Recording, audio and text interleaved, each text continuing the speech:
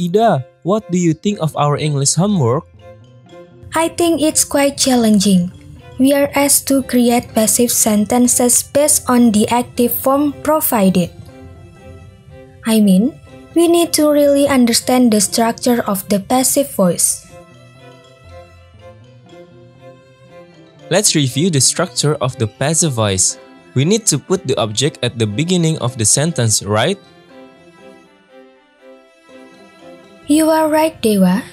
Since the passive voice focuses on what is done to the object, we need the object at the beginning of the sentence.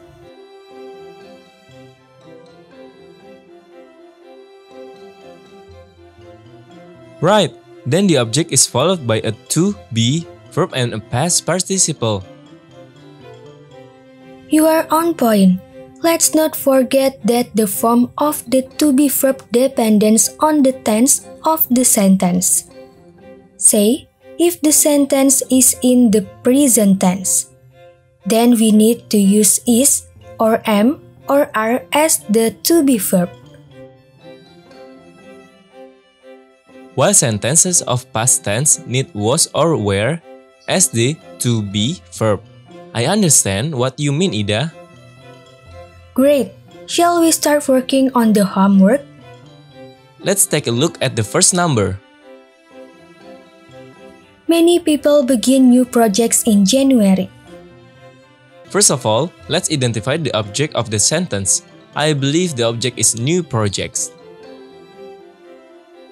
Then, let's identify to be verb that we need to use in the passive voice.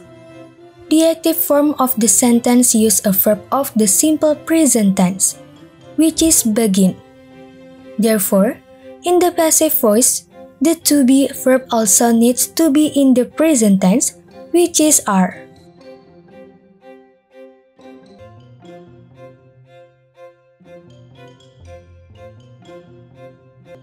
Let's now identify the verb. The verb is begin, so the past participle form is begun. Then, we just need to write down the additional information including the subject. Seperti yang dijelaskan oleh Dewa dan Ida, ketika kita membuat kalimat pasif yang berasal dari kalimat aktif, pertama-tama kita perlu mencari objek kalimatnya. Dalam kalimat, many people begin new projects in January, objek kalimatnya adalah new projects. Setelah mengedepankan objek, berikutnya kita menentukan kata kerja to be yang digunakan berdasarkan tense dari kalimat tersebut. Seperti contoh, karena kalimat tersebut dalam bentuk simple present tense, maka kita menggunakan kata kerja to be are setelah new projects. Kemudian, kita perlu mencari kata kerja dalam kalimat dan menentukan bentuk past participle dari kata kerja tersebut. Dalam contoh ini, kata kerja begin memiliki bentuk past participle begun. Selebihnya kita hanya perlu menambahkan keterangan tambahan kalimat tersebut. Let's take a look at the next number.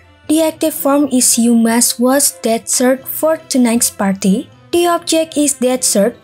This sentence use a modal verb must. We need to copy the modal verb and add the verb after the modal verb. The to be verb is replaced by be because a modal verb is always followed by an infinitive verb. Then we need to add the past participle of the verb was, which is washed.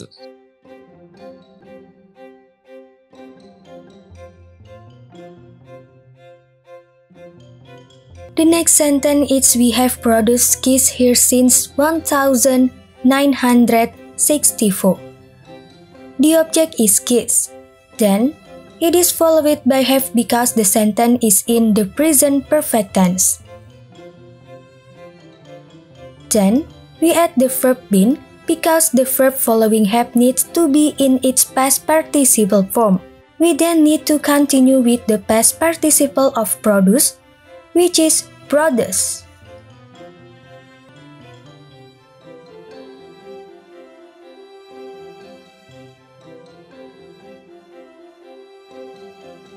Finally, the last sentence is the Chinese discovered acupuncture thousands of years ago.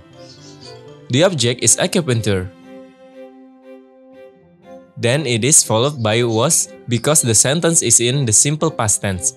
We need to continue with the past participle of discover, which is discovered.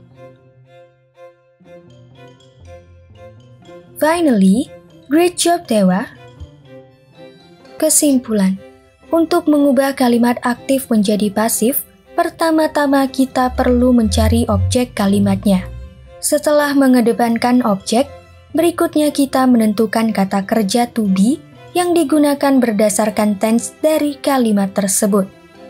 Kemudian, kita perlu mencari kata kerja dalam kalimat, kemudian menentukan bentuk past participle dari kata kerja tersebut.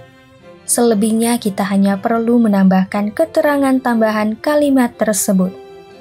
Demikian pembelajaran hari ini. Goodbye for now.